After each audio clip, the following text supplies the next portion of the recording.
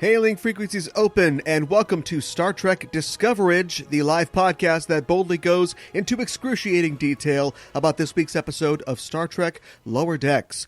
I'm your host, Aaron Coker, a.k.a. Caliban, and most people don't know that Badgie and Mr. Tricorder had a very messy breakup, but it was Dr. Biobed that eventually helped them reconcile, so that's nice.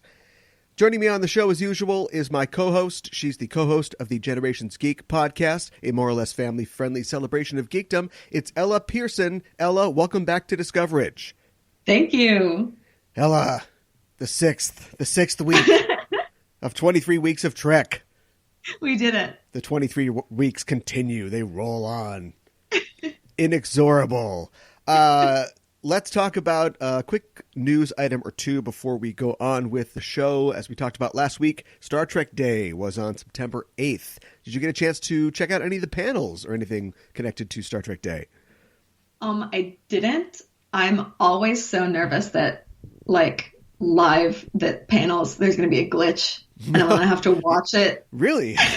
Me too. I know. Weird. Yeah. I have not actually. I glanced through a couple of them on YouTube, and I'm planning this weekend to kind of blast through them. I think they'll still be on YouTube then, but not a lot of announcements. I expected to be talking about some big news at this point, and there wasn't really. Probably the biggest news that we got was the release of the Discovery Season 3 trailer. Did you get a chance to watch that? I did. I thought it was kind of nothing super new. I mean, new footage, obviously, that we hadn't seen. Yeah. But nothing really, that we didn't already kind of get glimpses of, I feel. Yeah, the glimpses that we got previously, I think, did a good job of establishing the premise of this third season, and so we just kind of got, I think, more of that. There's a cat, though. We know there's a cat in season 3, so I'm excited about that, to be honest. There was also a kind of mid-season trailer that came out for Lower Decks with a couple more glimpses of what we might see in the second half of the first season of Lower Decks, and a very brief peek at Q. Apparently Q will be guesting on a future episode of Lower Decks. I'm very excited. Q is one of my favorites, for sure. Reoccurring.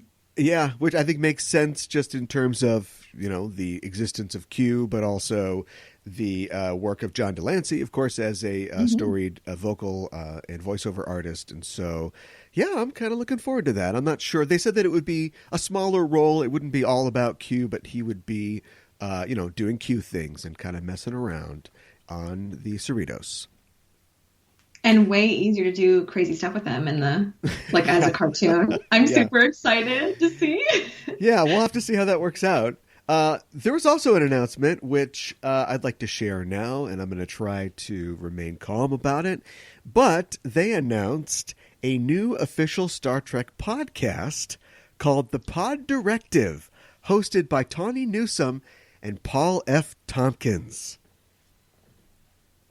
This is the first I'm hearing of this. Yeah. I thought there was already an official podcast for Star Trek, but this will be hosted by the two of them, and just going over the copy from their announcement. Apparently, they'll be looking it'll be a high-level discussion of the themes, ideas, and characters in the Star Trek franchise, which, wow, that sounds really familiar. Go get my shotgun so I can tell these kids to get off my lawn.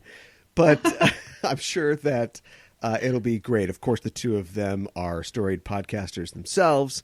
And, looking at the lineup of guests here, they have a pretty big lineup of guests. They're talking about Ben Stiller, Michelle Hurd from Star Trek Picard, of course. Stacey Abrams, who's a politician and activist, Tig Notaro from Star Trek Discovery, and I don't know why I'm doing their press for them, but this could be a real cool listen. Even though I'll probably listen and grit my teeth while I do, but it's exciting. Yeah, that's an interesting list of interviewees. Well, the thing is. Tawny Newsome, of course, has one foot in the podcast and the sort of LA acting and comedy world. And then, of course, is the star of Lower Decks.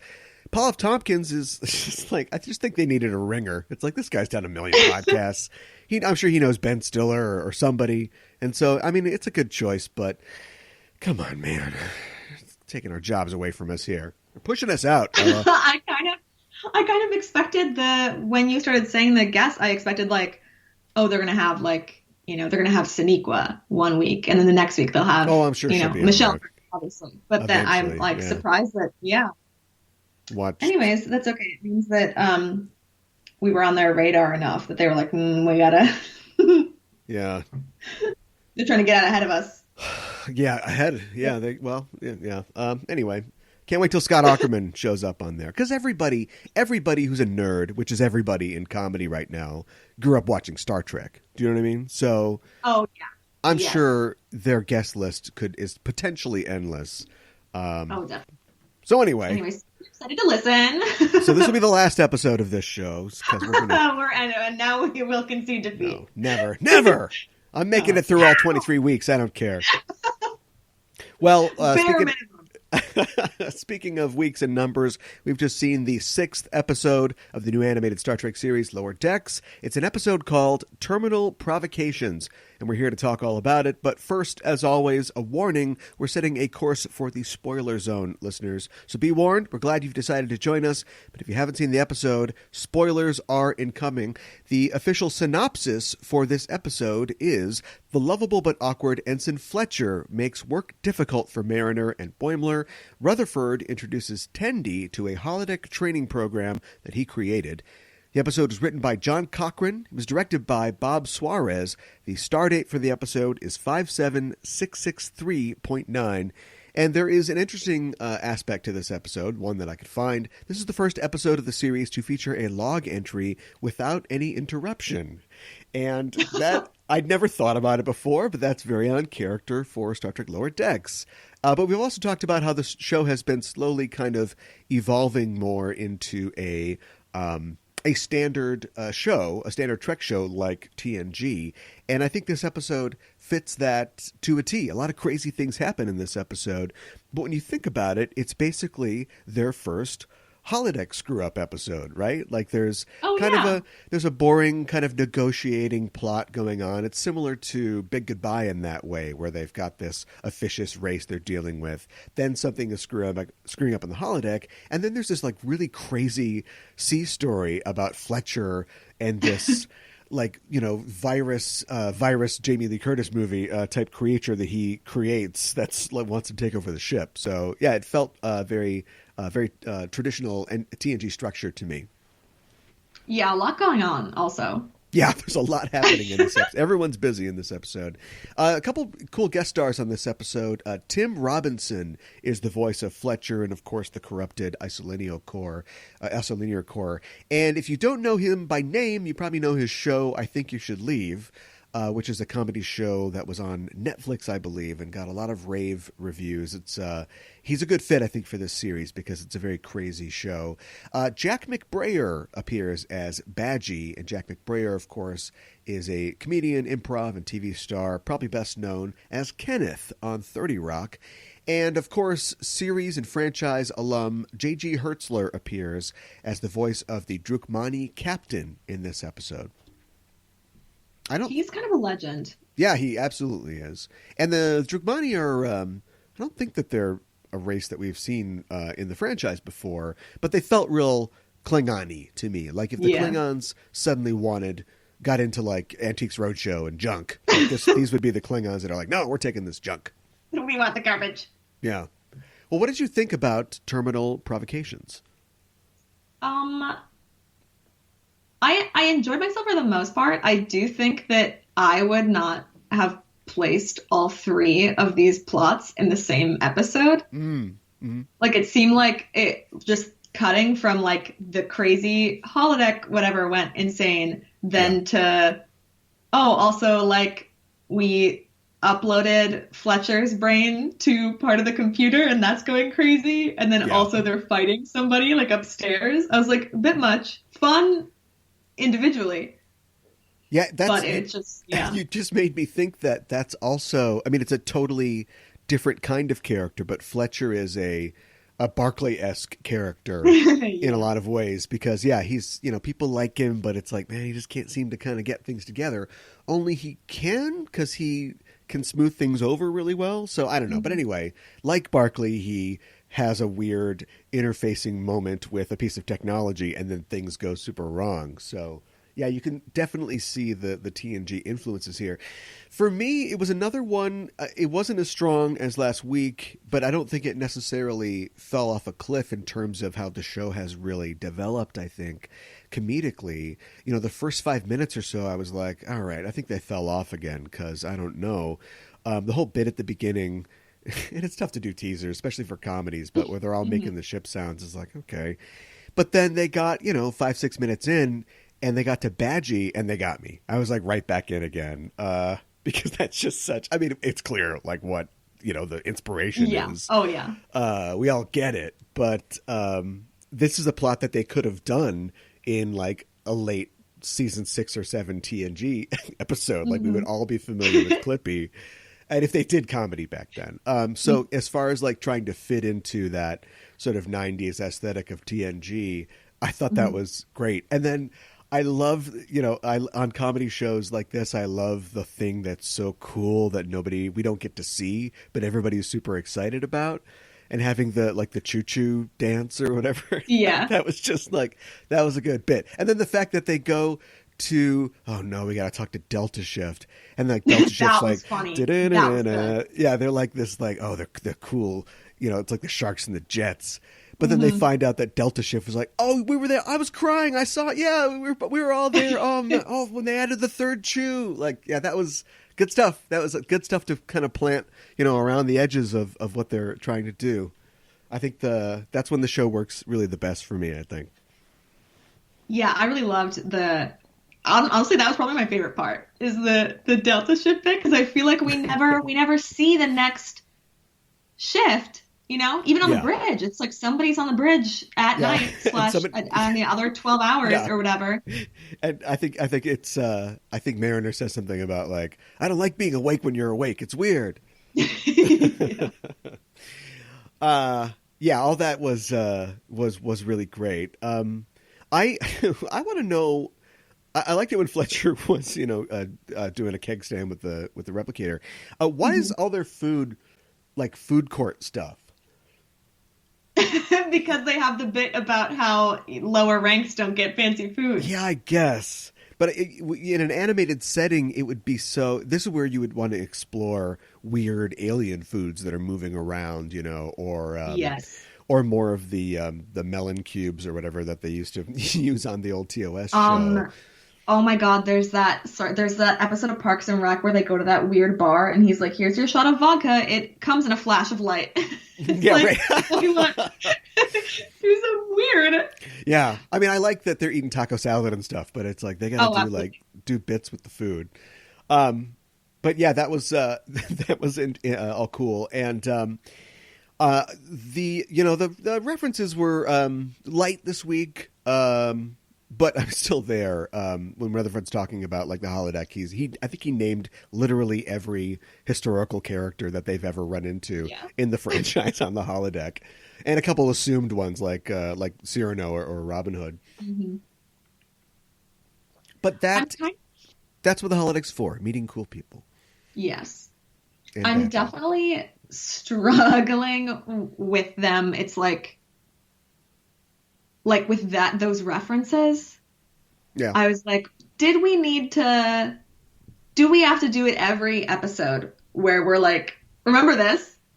It's like, and I feel like last week I was like, I'm really enjoying it just because like we never get that type of humor. And so it makes it funny because it's like suddenly they like reference to some other show and it's weird because that never happens. Yeah. But I feel like that's kind of like the only thing I'm actually struggling with in the show is I'm like, I want you to kind of like hit your own groove. Like, yeah, I don't know. This episode especially, I was like, this is such a, like you were saying, like season 6 TNG episode. Yeah. Well, yeah. Yeah, I think the upside is that they literally can't do it forever. I mean, there's 50 years of material, but at some point you can't, because I don't know if it's they're doing it to appeal to fans or try to get the kind of member berries thing going, or if they just want to make it Star Trek-y enough, because otherwise it's just space comedy show, and there are a couple of those. And they always say that the key to comedy is specificity. So I think at some point you'll literally run out of, like, because they blew through like we said, every historical character in the holodeck. Yeah. So the next time you want to make a holodeck reference, it's going to have to be something more specific. And not specific in the way that, like, oh, this is only for the kids that remember, the 24th episode of the 7th season of Star Trek. It'll be something specific about the technology or holodeck stuff. Like, it doesn't make any sense at all. But neither does the Barclay shooting lasers into his head. But, like, when Fletcher puts his mind, or he interfaces with his core, they talk about the cores, and one of them says, like, I thought core connoted, like, the central thing. Why are there so many of these things? Like, that was a great, like, joke, which, we're talking about punching down, but it's like kind of pricks, the edifice of Star Trek a little bit. Like, what is all this crap? Like, I liked that. I thought that was good. I liked when they were in the holodeck and they both turned their magnetic boots on and there's nothing out there. So they both go whoop and they connect. Yeah. Their boots connect to each other. I thought, oh, okay, that's funny. Do you think that there's like a 0G switch that you can flip in the holodeck so you're actually floating? Man, I really want them to do a holodeck episode that's all in the holodeck, and literally it just takes down like every one of those questions. Yeah, because you can just see them walking on like treadmills or whatever. Yeah, right. Yeah, like or there's just like strings holding them up. Like, oh, my strings are tangled. Yeah. Because how does that even work? It's force fields or something? I don't know. But then, like, B'Elanna Torres can go gravity orbit diving in the holodeck, and that's fine. So yeah, I don't know. It doesn't make any sense. It's the future. Who knows? That's how it works. Yeah. Yeah. Something else that I liked about this episode is that I think they are starting to figure out, and they do it kind of self-consciously, but I think they're figuring out the relationship or the feel of the Boimler-Fletcher continuum. Do you know what I mean? And it helps because in this episode there's a guy who's like a bigger screw up than any of them. Yeah, he's like Fletcher. More of a Boimler. Yeah, and I like that Boimler was Boimler, but he was more competent this week. Mm-hmm.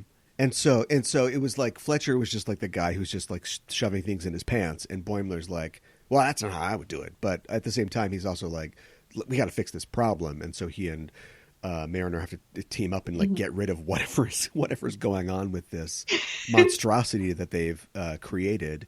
And I think that worked a lot better than just having Boimler be just a complete screw up the entire time. Oh, definitely. Because he can't do that. Like, if he did it every week, it'd be too predictable and sad. Yeah. Yeah. It's nice when he like does something. It's like they still kind of screwed up because it went, or like quote unquote screwed up because it went this way or whatever. But he and Mariner were like same page. Yeah, and plus same page. Got to get this thing out of here. He sets a bar, not for people to go over, but to go under. In that, sometimes you wonder like how our main cast are such screw ups. How do they get it through Starfleet Academy? And like, why are they in Starfleet? But oh no, there's worse people. There's way worse people, and they do get fired. Always. Yeah, so having people at our level, lovable screw ups is kind of what we want. Although I did like that, like Mariner got to like lay out her philosophy a little more, which is I break rules, but I break the dumb rules. Like I break the rules that keep me from helping everybody and succeeding. You're just going around, rubbing things in your face, and that's just not going to work.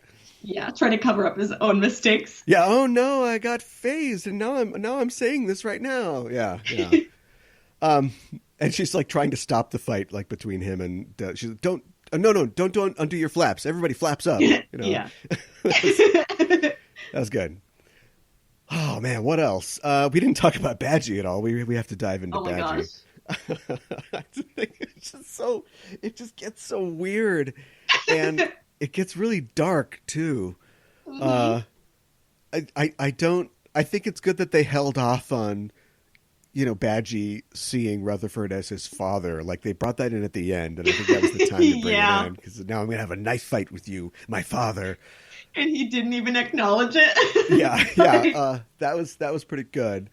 And I think they needed to like, again, like they can do whatever they want on the show, but I mean, they are trying to aim it at like, you know, a middle age. So make his like threats a little more ridiculous. Because when he's just like, I'm going to slit your throat and drink your blood, it's like, well, okay. But like, is there some kind of like weird alien Star Trek thing that you could say that's kind of funny? Because like, geez, you can't really tell what he means. I'm getting scared. Yeah, right. I'm getting scared of Badgie here, and I love that.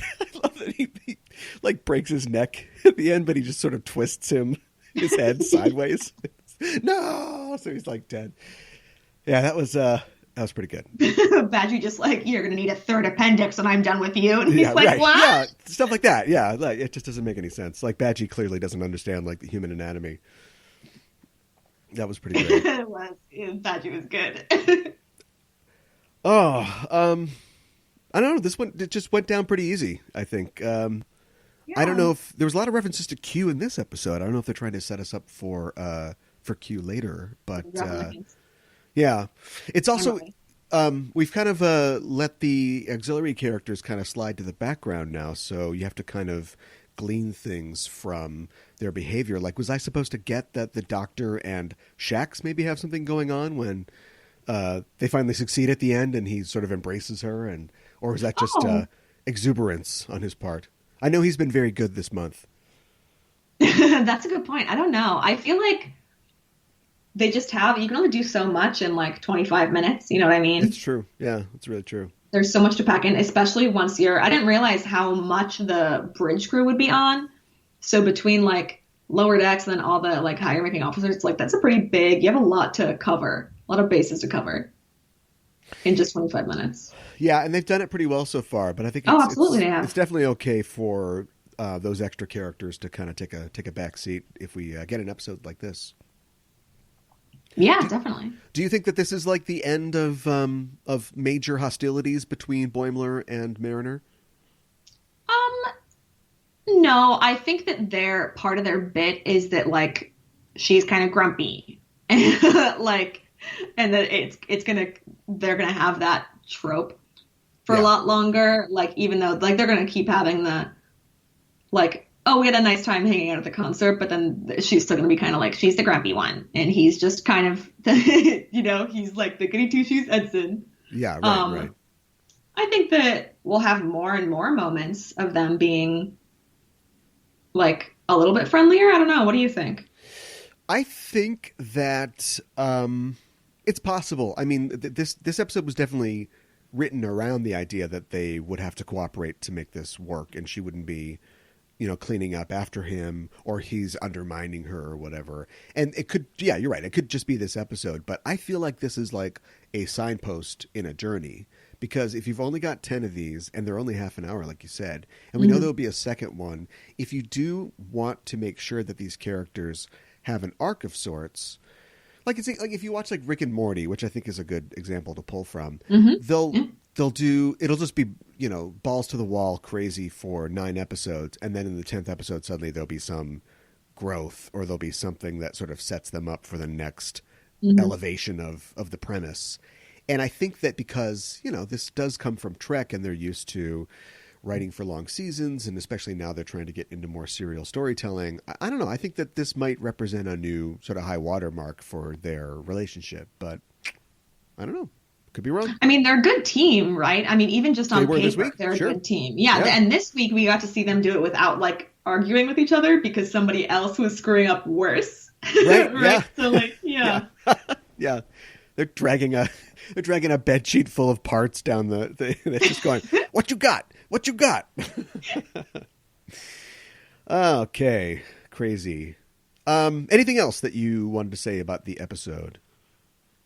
I don't know. I think actually this week I was thinking a little bit more about what you've said before about like, oh, they should do more crazy stuff. Like if they blow up the ship every episode and then we just start new. You know what I mean? I'm like, we were saying that. Yeah. I want to get a little bit crazier. Like I want to take more advantage of it. But yeah, I think you were also right. Like it just it went down pretty easy. Badgie was really funny. Like the Delta ship bit was funny. Yeah. Yeah. I liked how, I thought there was going to be more of a visual gag, like when the Dromachians or whatever grab the garbage, and then the Serena Yeah, grabs the tug of garbage war. and like a little tug of war. But it's like a really slow, like back and forth tug Yeah. of war. But I liked how they were just like throwing garbage at them the entire time. And it was like the one thing about the premise, or just it's just a background thing, but it's I guess old salvage. I'm sure if you look up that registry number, it's probably some TAS or TOS registry Yeah. number.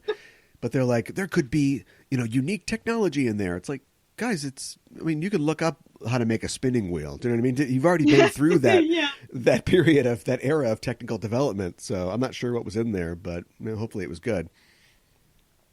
It's like parts I can sell for parts. Yeah, or like I think Tendi says they're the cool clamshell communicators. Which Yeah. just replicate one. Also true. But then why wouldn't I have one with a purple stripe? That's true. That's true. We better see those. What was it, like the T-88s or whatever show up again in a future episode? It's a literal like picture of those graphing calculators. Yeah, It's right. not even animated. It's like, this is my TI-84. It Yeah. says like, what do they say on them? Like Texas Instruments. Right. Still, I have the cosine programmed in. Yeah. Well, you can't make more out of it than it is. I think we were both pleased by it, and like we said, goes down easy, and I think that's pretty much it. Mm-hmm. We got a minute or two to kill. Anything you want to get off your chest? Just in general or about Star Trek? I think it could be about it in general, I guess. I don't know. I have the, You don't have to worry about an air conditioner anymore, right? Ah, yes, I did. You know what I did is I took the AC out of my window. Big news. That's It a got big move. cold, and I was like, goodbye. It's ugly. That's how it is here. The first week of September hits, and boom, it's cold. God, I time. know. Yeah. All right. Well, I think that's probably enough of that. I think that's it for our show this week. Thanks for joining us, listeners. If you like what you hear, you can follow us on Facebook and Twitter at EISTPod for updates and to get notified when new episodes of Enterprising Individuals and Discoverage, of course, are released. You can tweet to us on the show using the hashtag Discoverage. You can email us at eistpod@gmail.com. And when you're on the internet, head to your listening platform of choice and subscribe to our show feed. Give us a rating and review because it helps us out. And if you want to help the show grow, you can stop by our Patreon page at patreon.com/EISTpod. And as always, if you like the show, tell a friend. Discoverage will return on September 17th for the 7th episode of Season 1 of Lower Decks, entitled Much Ado About Boimler. They better be doing Shakespeare in the holodeck on this one. That's all I can say. And we'll be here next Thursday to cover it. We'll be going live once again at around 7 p.m. Central, so join us then. You can follow us on Twitter or Facebook at EISTPod to get notified when we're live and broadcasting. In the meantime, you can check out our main show at enterprisingindividuals.com. Every Wednesday on the show, I and a special guest discuss in excruciating detail a selected episode from a Star Trek series. We also have news from the Trek sphere and interviews with special guests. Ben Stiller is a maybe. We'll see. Our latest episode just dropped, and on it I'm joined by Dr. Mohammed Noor to talk about the Star Trek Voyager episode Favorite Son. That's the one where Harry finds out that he might be an alien, and he goes to the planet of sexy ladies who want to sex him to death. You can check that out at enterprisingindividuals.com or wherever you get your podcasts. Ella, thanks as always for joining me to talk about tonight's episode of Lower Decks. Remind where people can find you online. Remind them. Thank you. My podcast with my dad is called Generations Geek. So we're Generations Geek on Twitter, Instagram. We're listening to podcasts. And here. And here. You can find her here as well. I forgot what I usually say. I think that's pretty much what you usually say. Yeah. What's coming up on Generations Geek? We're still on our very chaotic moving during a pandemic mini hiatus here. Sure. But we'll have Catching Fire very soon. My dad has never seen any of the Hunger Games movies, so we did the Hunger Games, which is really funny. And so Catching Fire will be next. Super exciting because I know my dad's a huge film nerd, and so they did that aspect ratio change in the middle of Catching Fire in the theaters. So it goes from I don't know the number. It's almost like I majored in film. I don't know the numbers. It goes from like 16:9 or whatever to much, much bigger. So Is she it comes like, up out of the thing. oh, okay. Is it like IMAX? They ran it in IMAX theaters, but it like ran like that in normal theaters too. So it's like the screen Yeah. goes basically dark, and then Katniss comes out of like a tube, and she's in the arena where they fight to the death, and then it's like huge, so that you can get the shock of like the sun on the water and stuff. It's super cool. I could talk Oh, about yeah. it forever, and I will. So you should look for it. Coming very soon. You read the books, right? Oh, absolutely, I did. Yeah. Because I think that one was my favorite because because the whole arena was, the 75th Oh my God. quell or quarter quell Yeah. or whatever. The quarter Because it was the most complicated, and they had to like the different pie slices, get electrified or Yeah, the something. clock. And Every yeah. time the hour changes, it's like a different thing and a different, like, yeah, pie slice of the arena is a perfect circle. It's honestly, yeah, it's amazing. Do you feel like people are remembering those still? Like, I feel like they've kind of fallen off. I don't know. I feel like it was especially the books were such a staple of like this big boom we had of like Like this YA like, fiction and yeah, and yeah. like dystopian YA, like Yeah. almost fantasy fiction and like the like strong heroine. And then, yeah, I mean, when you're unproblematic, I feel like, it doesn't always stay super relevant. And they still hit the same. It's still really good. They hold up. Yeah. Especially, my dad didn't read the books, so he's never seen the movies. He's only heard people talk about them, but he doesn't know anything like real. So Yeah. it's funny to watch him watch them. But yeah, they have kind of gone off the map. But I think they're pretty good books. So I don't know. yeah, I guess if people they're haven't, page turners. yeah, they certainly are. Yeah. So I don't know. Check them out. That's our plug for this week. Check out Check it check out. out the Hunger Game books if you haven't. It does hit different, like in our current, world that we live in. Yeah. Because there's riots and panic, yeah. and that's crazy.